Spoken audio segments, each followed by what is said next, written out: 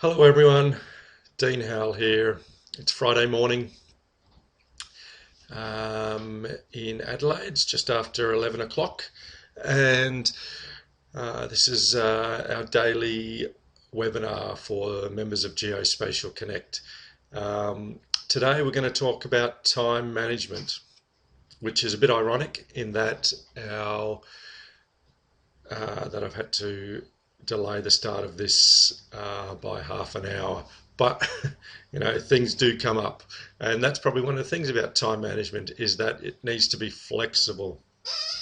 So I want to give you some examples of how to work out how to plan your time for business, for personal life, for your hobbies, all those sorts of things.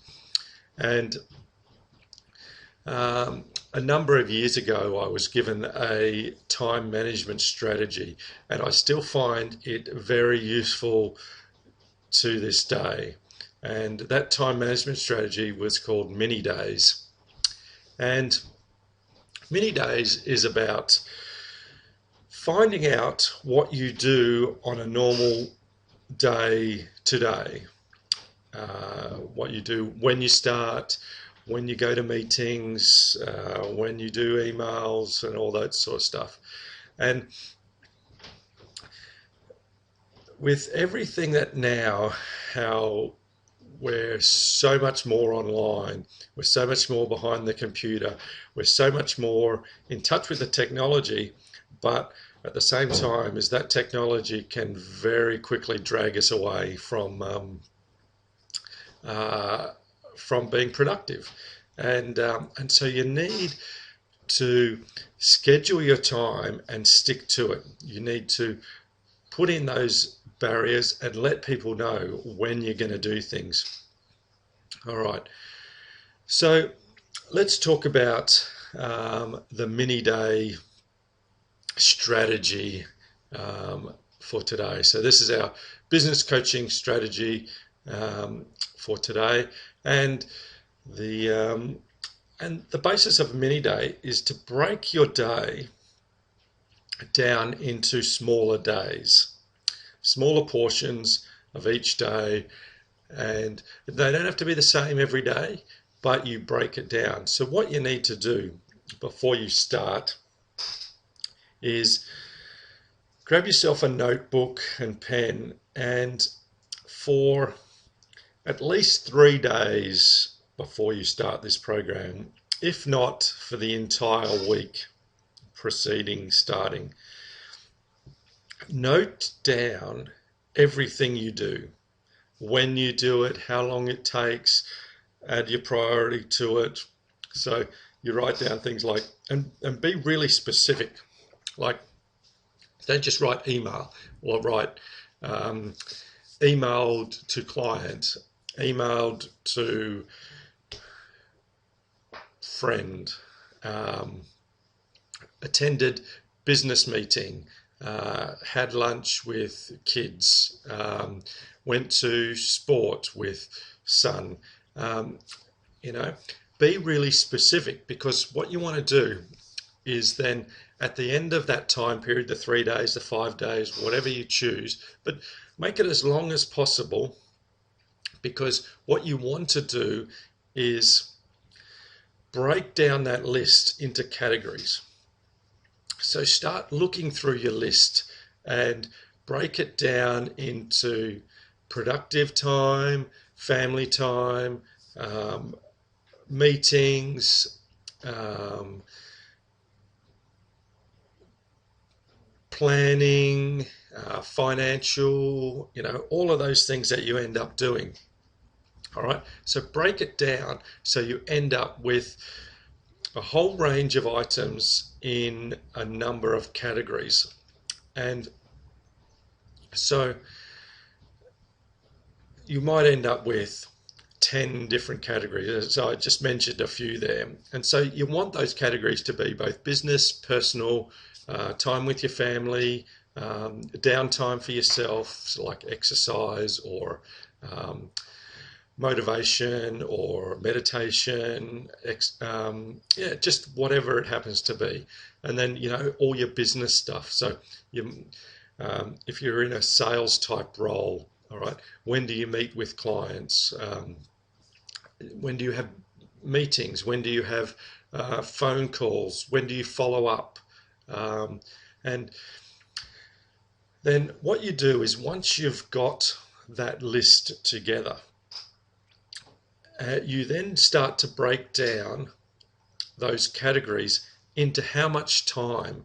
So over the week, or the 3 days, or however many days you've actually allocated to put your list together, you figure out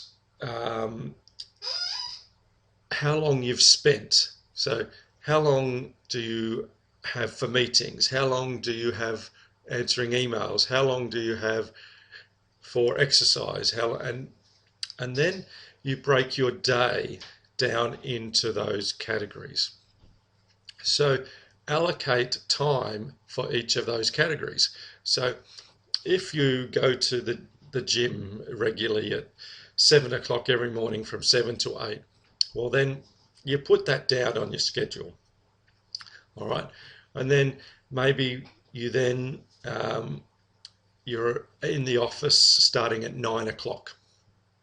So at 9 o'clock, you're checking your emails and replying to phone calls for an hour, say from 9 till 10. Then from 10 till 11 might be organising meetings. It might be your productive time to actually be meeting with people, setting appointments. You have your lunch break in there, and then in the afternoon might be your planning time, or it might actually be your business development time. And you'll find it a really interesting exercise when you put all those things together, and you start to realize how much wasted time that you actually do. You're wasting time on doing emails, sitting on Facebook, doing unproductive things. And you'll probably find that, it's that old 80-20 rule, that 20% of your time will produce 80% of your results. So there's a lot of downtime. So if you can actually increase that productive time, then you'll be more efficient, more profitable. A whole range of things will happen when you do those things. All right, so you get all those categories, and you then look at your week, and remember to put planning time in there, so you can plan for the next week. So you don't have to do the same things every day. You might find that Fridays are a really bad time to be phoning clients to try and set up meetings, because it's the end of the week, everyone's winding down.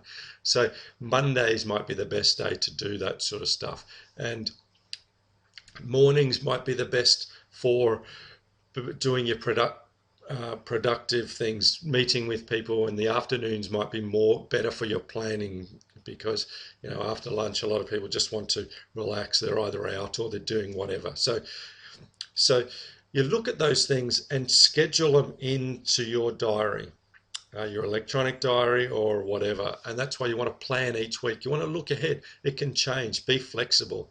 I've set aside 10:30 to 11 Adelaide time every day, Monday to Friday, for our webinars. Now, today I had to let it slip because I had to shoot off to the doctor for a quick appointment. But, you can have that flexibility there. So I set that time aside, and you set these mini days, and that's why it's called a mini day. You set these mini days. They have a start time and an end time. Now, say you've allocated time for emails and phone calls, and you've allocated an hour on that day, and you get to that hour and you still haven't finished your list. Well, you stop, okay? And this is all about time management and being productive. So when you get to the allocated hour, You stop and you move on to the next. It's rare that, an email can't wait till the next day or a phone call can't wait. And do it in that scheduled time. Let the people that you work with, your family know, all right, this is my time for doing this. This is, if someone wants to meet with me, I do it at this time of the day. And so you allocate that time, and you have a specific start and a specific finish. The problem with most people is they'll go, all right, I'm going to use the morning I'm going to check my emails and make a few phone calls. And before they know it, it's lunchtime and they've actually been unproductive the entire day. And they go, well, I haven't done anything and I've still got all this stuff to do. And that's because things just merge and you just let it go. You need to be really strict on yourself, all right? So you have a start time and an end time. And with your whole plan, you be flexible. So if you're constantly finding that an hour is not enough to answer your emails and make your phone calls, well, then make it an hour and a half or make it 2 hours. But have a start and have a stop. And then when you get to that stop point, you start the next task. So that next task might be your financial planning. It might be that you're going to have meetings. It might be that you're going to be doing some business development. It might be that it's time to go and pick the kids up from school if you're able to do that from work. It might be that you've got to go do some exercise. You've got to go do some training, whatever it happens to be. So plan it. So as a bit of a recap, spend 3 to 5 days noting down everything that you do, how long it took, what you did, and be as specific as possible. Group all of those into broad categories and how much time that they actually took. All right. Then take those broad categories and allocate them to your calendar for the day, for the week. All right. And have specific starts and end times for each of those tasks. And then once you get to that end time, then start the next task. Don't let things run into each other. All right. Have specific stops and starts. Now, obviously, there'll be times where things have an urgent deadline. Well, allocate time into your schedule for run over projects. So you still start and stop at specific times, but you might give yourself an hour at the end of each day. Say from 4 to 5 might be your catch-up hour each day. And then you use that to catch up on those urgent things that you haven't got to. But you don't let them tasks creep into others. Okay? So that's our business coaching session for today. Is about time management and mini days. Give it a go. Let me know what you think, because it can be a real benefit if you schedule and keep to that task. All right. So this is our business coaching webinar. We do this each Friday. Mondays we do our event. So if you have an event that you want to publicize to the members of GeoSpatial Connect, just let me know. Tuesdays is our services webinar. If you have a service you want to promote, once again, let me know.